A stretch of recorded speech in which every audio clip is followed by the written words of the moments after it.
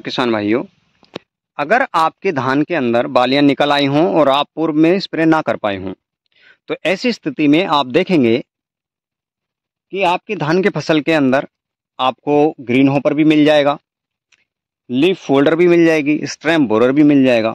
अब ऐसे में कुछ किसान भाइयों का कहना ये होता है कि यदि आप बालियों के निकलते समय जब स्थिति कुछ इस प्रकार की हो कि फूल अच्छे से बनने लगे और आप स्प्रे डलाते हैं तो फिर उसका नुकसान होता है और दाने नहीं बनते हैं। देखिए दोस्तों, उसका एक कारण होता है दाने ना बनने का। जैसा कि आप इस दाने को देख पाएंगे, ये दो भागों में आपको दिख रहा होगा। मैं थोड़ा नज़दीक से दिखाऊं आपको, जूम इन हो रहा है तो थोड़ा सा दिक्कत आ रही है। देखिए यहाँ देख सकते हैं आप, ये दो दाने हैं, दो तीन जो भी हैं, इसमें ये पोलिनेशन चल रहा है, सेल्फ पोलिनेशन जिसे हम कह सकते हैं। तो ये जो दाना दो भागों में बटा हुआ है, इसे नेमा और पिलिया बोलते हैं। और जब ये खुल जाता है तो इसमें सेल्फ पोलिनेशन हो सकता है, हवा के द्वारा पोलिनेशन हो सकता है, मधुमक्खी के द्वारा पोलिनेशन हो सकता है, जिसे परागकण निषेचन क्रिया कहते हैं।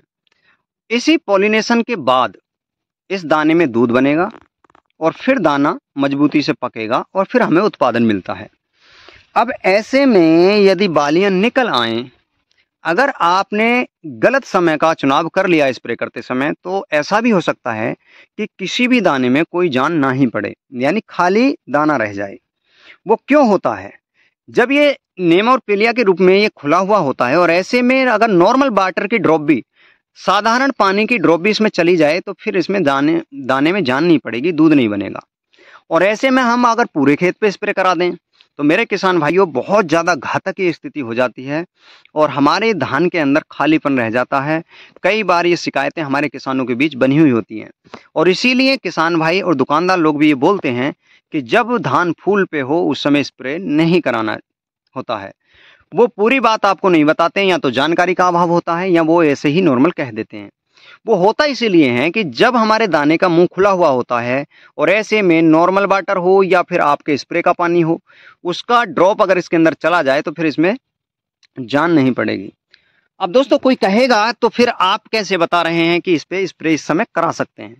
तो देखिए दोस्तों, ये जो पोलिनेशन टाइम होता है, जब इसका मुंह खुलता है, आप कभी भी अपने फील्ड पे जाइएगा तो ये होता है 8 से 1 बजे के बीच, यानी 8 से 1 बजे के आसपास तक ये पोलिनेशन टाइम चलता है। जैसे ही ये दाना नेमा और पिलिया जो होता है ये बंद होगा तो पोलिनेशन टाइम जो है समाप्त हो जाएगा, फिर वो नेक्स्ट डे होगा। तो ऐसे पीरियड टाइम के अंदर जब पोलिनेशन रुक जाए, अगले दिन के लिए वो टल जाए, क्योंकि एक दाने का पोलिनेशन एक ही दिन होता है, तो जैसे जैसे दाने निकलते हैं यानी बालियां निकलती हैं वैसे वैसे उसका पोलिनेशन चलता रहता है। तो जैसे ही आप 1 बजे के बाद स्प्रे कराएंगे तो जो मुंह खुला हुआ है वो बंद हो जाता है। फिर आप उस समय चाहे तो कोई सा भी इंसेक्टिसाइड अपनी फसल में डलाइए, चाहे तो कोई सा भी फंगिसाइड अपनी फसल में डलाइए, फिर उसका नुकसान आपको नहीं होगा। और जो फंगस के रोग, जो इंसेक्ट के रोग आपको अपनी फसल के अंदर दिख रहे हैं, ऐसी सिचुएशन में भी आप उन्हें कंट्रोल कर सकते हैं जब बालियां निकल आएं, जब पोलिनेशन का टाइम चल रहा हो। करना आपको यही है कि आप स्प्रे जब भी कराएं किसी भी इंसेक्टिसाइड, किसी भी फंगिसाइड का, तो आप समय का ध्यान रखें, 2 बजे के बाद ही कराएं या 2 बजे ही कराएं। तो आपको जो पोलिनेशन प्रक्रिया है वो बाधित नहीं होगी और आपकी धान की फसल के अंदर कोई भी हानि नहीं होगी। अगर आप स्प्रे ना भी कराएंगे तो फिर इंसेक्ट या फंगस के रोग आपकी धान की फसल को नुकसान देंगे। तो इसलिए ऐसी सिचुएशन में अगर आपको लगे कि हमारी फसल में इंसेक्ट आ चुके हैं, फंगस आ चुका है और आपको ये लगता है कि इसे रोकना बहुत ही आवश्यक है, तो फिर आप इसी समय स्प्रे कर सकते हैं, यानी दोपहर 2 बजे के बाद या 2 बजे के आसपास। तो आप पहले स्प्रे में जब बालियां नहीं निकलती हैं उसके लिए आपको क्या क्या लेना होता है मैंने वीडियो में बताया था। लेकिन इस स्थिति में जब आपके बालियां निकल आई हों तो आपको कौन सा स्प्रे लगा सकते हैं?